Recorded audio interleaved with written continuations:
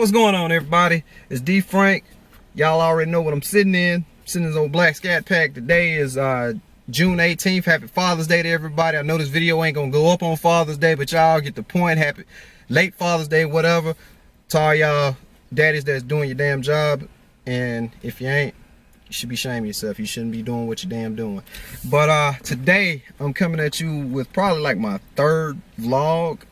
But I'm gonna dub this one as my first official vlog, and I want to talk about the reason I got the Scat Pack, the backstory before I got it, and what's possibly the future with this car. I got it on December 29th, 2015, and the main reason I got it, and I'm gonna backtrack to my first challenge I had. It was a 2008 Dodge Challenger SRT8, first edition, number 4724 6400. Hemi orange. Man, I love that damn car.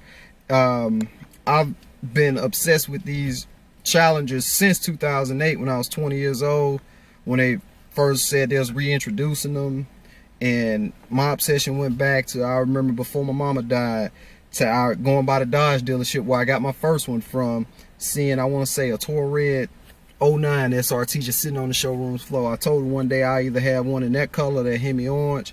Fast forward to January 3rd, 2015, 6 months before my 27th birthday, I had finally got that car. And boy, hindsight is 2020, but looking back on it now, I should have been a lot smarter. I should have let it walk, but if I did, I don't think I'd be sitting up in this one. For the main fact, I say that because that car was not well taken care of. I should have, the telltale signs was there when the previous owner traded it in, when it had 24-inch wheels, and after you know I got it, the dealership pretty much sold it to me as soon as they got it. So yeah, they didn't do the initial inspection. They told me to bring it back like in a couple weeks, because I was driving trucks over the road at the time. So I came home, got the car, and then I was right back out on the road. So I started noticing the problems with it, like when I came back off of the road to take it up there for them to service it. I think they changed the oil, but it immediately needed brakes. I noticed the fenders was pushed out because of the 24s. Damn, the fender lining on the inside was damn wore out because of the damn tires. Then windshield wiper nozzles was all sorts of clogged and fucked up, and where you couldn't even get windshield wiper fluid on the windshield. The sub that the car had didn't work. And the worst thing of it was the fact that whenever I would drive it, sometimes it seemed like it would happen every other day, where if you was driving in a set gear, the ESP light would come on and it would lock it into that gear, and you would have to turn the car off and start it back up. And honestly, if I would have known what I know, I would have left the car there. But you already know that's the risk you take getting a used car. And then it had like 80,000 miles on it when I first got it. So fast forward a few months later, I got fed up with the ESP light coming on. So I took it to the dealership that I bought it from, and they gave me some stupid, retarded reason that of why they couldn't service it. And well, you have to get it to do the problem that it did before we can tell you what's wrong with it.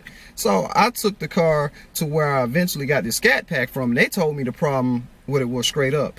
But the little warranty that I got with the car didn't cover it.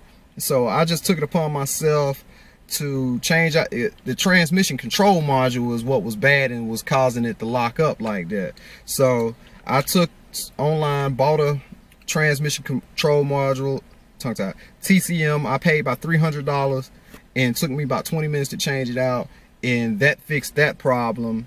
And then not only did I have to change the brakes when I first got it, I took those doggone wheels and sold them. And he didn't do any kind of modifications, the previous owner, from when he put the 24s on there, because the tires was worn out so bad on the inside that the guy I sold them to, I had to pretty much give them away just because of the tires on them was bad. I replaced the fender linings from where them 24s wore out the fender lining. I took a fender roller to roll the fender back in place, and then I had to go out and buy some well, I didn't even get the factory SRT wheels until almost when I was getting ready to trade this in. I had found some 20s that came off a Charger Daytona that worked just as good for the time being. And I had to go to Craigslist and find that, because the dealer was too damn lazy to go find me a set of factories, and I end up knowing the previous owner, and I just didn't want to deal with him trying to buy the damn wheels off of him, because yeah, I just ain't want to deal with that. So fast forward to December 29th. My old SRT was a little over 100,000 miles at that point, and the dealership called me and asked, did I want to do a trade-in. I'm the type of person, when it comes to that, I'm very reluctant to doing that.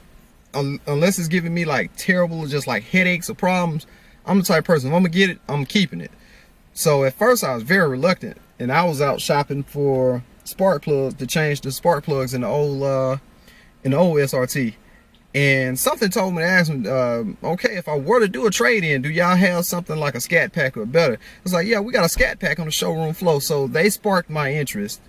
I took my ass on down to the dealership. I looked at it, man, that car was looking amazing. And we started talking numbers, because I was just trying to see what the ballpark was going to be like. So we started talking numbers. Did a trade-in on my other car. They gave me Blue Book for it, which is, I was surprised that they didn't try to lowball me. Took them about 2 hours. I got a deal that I was willing to work with, and I drove away in this Scat Pack right here. Totally unexpected, unplanned. I didn't wake up that day had any intentions on trading that car in. It just happened. And during the time I was waiting for them to find a bank to finance it, I was sitting there weighing my options, thinking this might be my only chance to get out of this car, because I was already putting money into the old SRT just to get it right, and I just got that car in January. And even though I was going to be paying a few more $100s a month for this one, I was kind of doing the same thing with the other one, fixing it. So it eventually became a no-brainer, and then I had a full comprehensive warranty. I know who all was going to be putting the miles on this car. I already know for certain that I wouldn't be doing all the dumb shit that the damn last person that had that old one was doing. Damn. I'll say that for another day. But yeah, and I took that car home. The feeling that I had when I took the Scat Pack home that night, man, it was something I can't explain. I was just like in disbelief, like, wow, I can't really believe I got this car. And I was telling a friend that when they introduced the Scat Pack and the Scat Pack shaker, I said, man, honestly, I could see myself in a Scat Pack, because it wasn't necessarily that I had to have all the features of a full-blown SRT. I mainly wanted 392.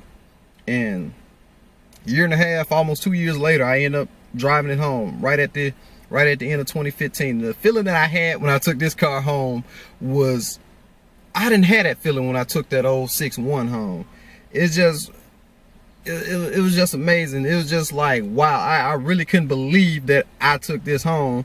And I never in my wildest dreams thought I would have a brand new car. And it's just some sentimental, like one of those first times for everything. You always remember the first. That day will go down in history, and for me, and it was just a great feeling. And then once I broke it in, driving the 392 over that old 370, old 6.1, man, it was a night and day difference. And then the only one they had there was automatic, so a beggar couldn't be a chooser, couldn't be too picky, choosing whatever. Y'all know what the fuck I mean. But yeah, and that 8-speed was a night and day difference over that old 5-speed automatic transmission that they had. And that's the main reason I got this car, because because if that other one would have been in decent condition, I'll still be in the orange one. And I just don't believe in, I don't see how don't care if some folks go around trading in just because they can, or they trying to put on an image. I don't give a damn. That don't concern me. So I mainly did my trade-in for reliability. And concerning the future of this car, for as long as it run and and I, you know, God forbids if anything change financially, for as long as I can see it, I'm keeping it, because I'm pretty sure I would have a chance if I really wanted to go for a Hellcat.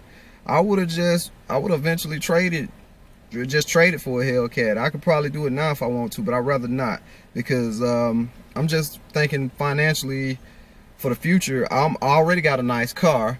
It don't have to be the full-blown SRT or the Hellcat, but it's still nice.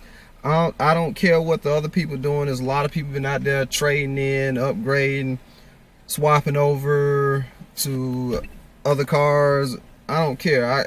I mean, I seen a 20 was it 14, whatever year they had, whatever model they made the Z28 Camaro in. I seen one of those going at a decent price, like right around the time I was getting this car back from the body shop. I had opportunities to trade for something different if I really wanted to, but it's just the experience I've been through with this car, and the kind of person I am, that when I get something, I'm pretty much satisfied with it. So I don't give a damn what some of y'all other YouTuber, Instagrammers, people across the street, I don't give a damn what y'all do. If y'all want to go trade in every other year, damn, lease, if you leasing, that's your business, man. I don't have nothing to do with that. And I'm just doing what makes me happy. That's the biggest thing about it. As long as you're doing what makes you happy and what you're able to do within your financial means, fuck what everybody else got to say about that other shit, trying to compare, turning everything into a big pissing contest. That is what's wrong with a lot of this stuff today. People trying to turn it into a big contest, or trying to compete with a lot of people, knowing damn well that once they turn off that camera or once they post that picture, that half of them can't even afford to put gas in the car and can't even afford to pay insurance on the car. But it looked good though. But yeah, that's just my take on it. For as long as I see it, this car ain't going nowhere. I wanted to give a backstory about it, and with that being said, I done took up, what, 12, 13, 14 minutes y'all time, whatever.